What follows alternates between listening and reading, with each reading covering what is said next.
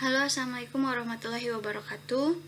Di video kali ini saya akan menjelaskan mengenai perhitungan PPh terutang badan. PPh terutang badan ini artinya adalah pajak yang harus dibayarkan pada saat tertentu.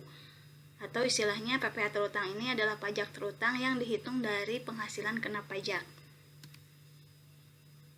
PPh terutang dihitung dengan menggunakan tarif PPh pasal 17 terhadap penghasilan kena pajak. Sebelum dikalikan dengan tarif PPh, jumlah PKP terlebih dahulu dibulatkan ke bawah dalam ribuan rupiah penuh. Dalam menghitung penghasilan kena pajak, pertama-tama adalah kita harus menentukan terlebih dahulu berapa laba rugi komersilnya. Kemudian nanti kita lakukan rekonsiliasi fiskal, baru didapatlah penghasilan neto atau rugi fiskal. Kalau ada kompensasi kerugian di tahun sebelumnya, maka nanti dikurangkan terlebih dahulu dengan kompensasi kerugian, baru didapatlah penghasilan kena pajak. Jika wajib pajaknya badan, maka PKP-nya ini penghasilan neto. Namun jika WP-nya pribadi, maka PKP-nya itu penghasilan neto dikurangkan dulu dengan penghasilan tidak kena pajak. Oleh karena itu, rumus dari PPh terutang ditambah dengan pengembalian PPh pasal 24 yang telah dikreditkan jika ada, itu PKP dikali dengan tarif PPh pasal 17. Menurut Undang-Undang PPh Nomor 36 Tahun 2008, Pasal 16 Ayat 1, 2, 3, dan 4, menghitung penghasilan kena pajak untuk PKP wajib pajak dalam negeri, ini penghasilan dikurangi dengan biaya yang diperkenankan dan kompensasi kerugian. PKP bagi wajib pajak yang dihitung dengan norma perhitungan dari peredaran bruto.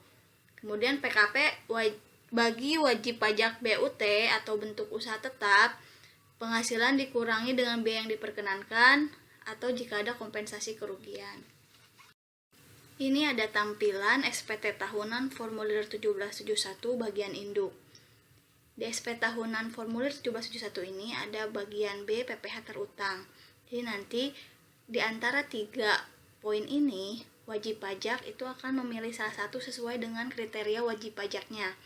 Pertama ada tarif PPh pasal 17 ayat 1, ada tarif PPh pasal 17 ayat 2B, dan tarif PPh pasal 31E ayat 1.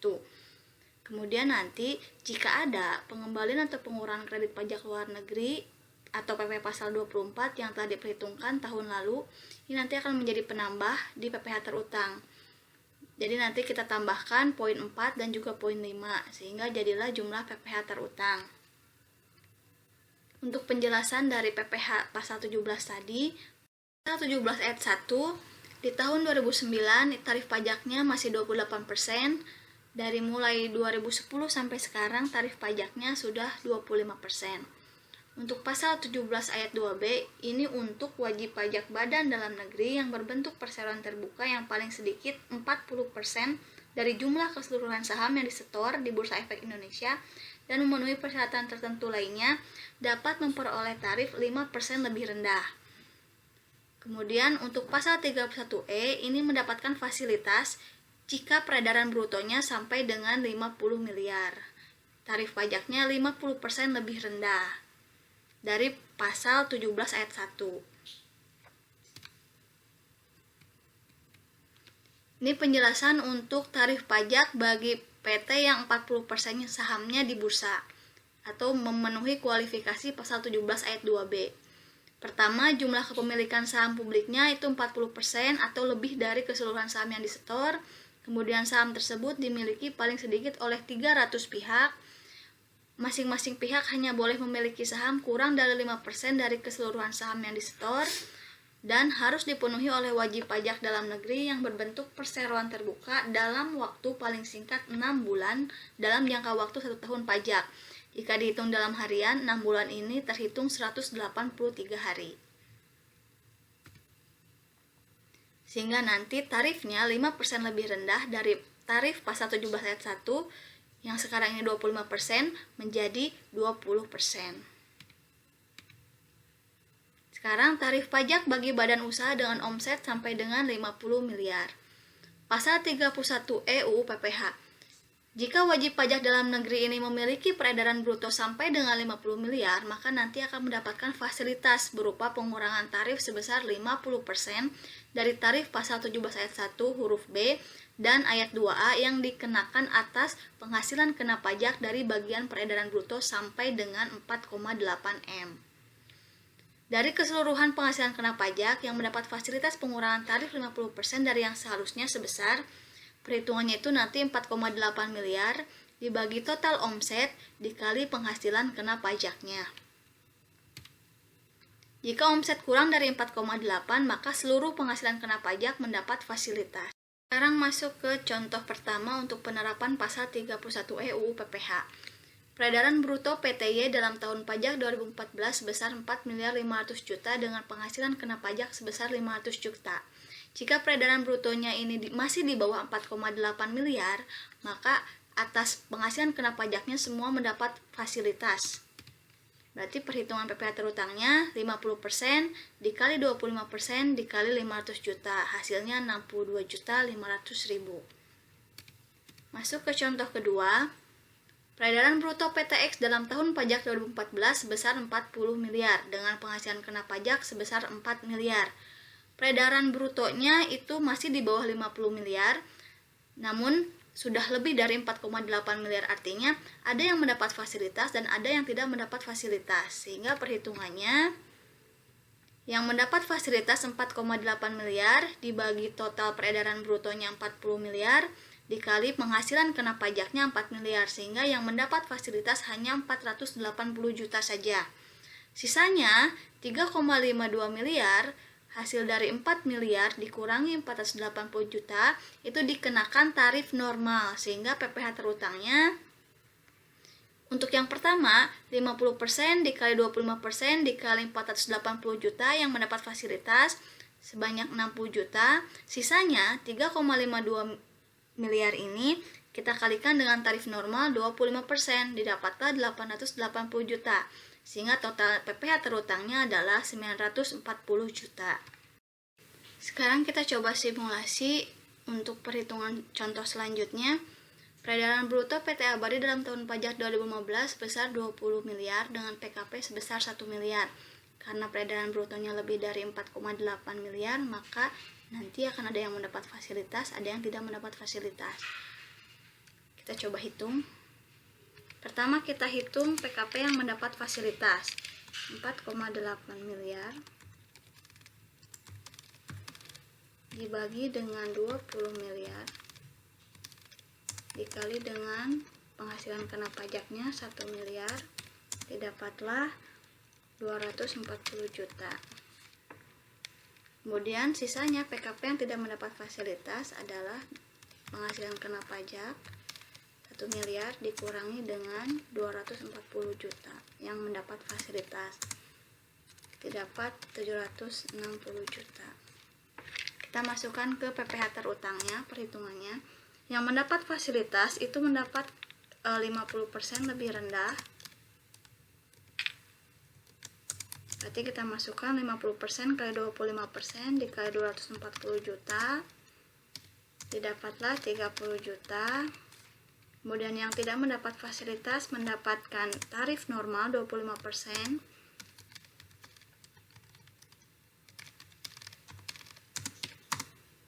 % kali 760 juta adalah 190 juta.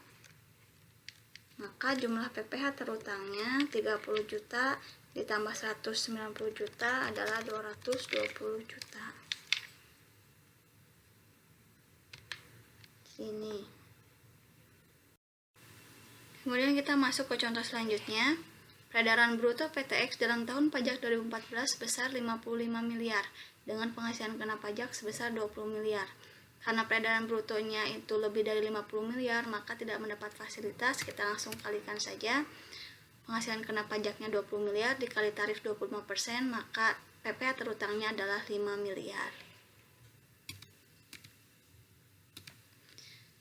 Selanjutnya, karena tadi yang menjadi komponen PPh terutang ini tidak hanya tarif PPh pasal 17 dan juga pasal 31E, tetapi ada juga pengembalian PPh pasal 24 yang tadi perhitungkan, Maka di sini contohnya, tahun pajak 2012 terdapat income tax yang sudah dikenakan di negara X sebesar 25 juta. Sementara berdasarkan maksimal kredit pajak luar negeri yang dapat dikreditkan sebagai PPh pasal 24 tahun itu adalah 20 juta. Pada tahun 2013, negara X memberikan pengurangan income tax tahun 2012 menjadi 15 juta, sehingga ada pengembalian 10 juta. Nah, ini berdasarkan aturan PPh pasal 24 untuk tahun pajak 2012 yang boleh dikreditkan seharusnya adalah 15 juta. Pengembalian income tax negara X itu 10 juta adalah termasuk kelebihan PPh pasal 24, yaitu 5 juta, 20 juta dikurangi dengan 15 juta.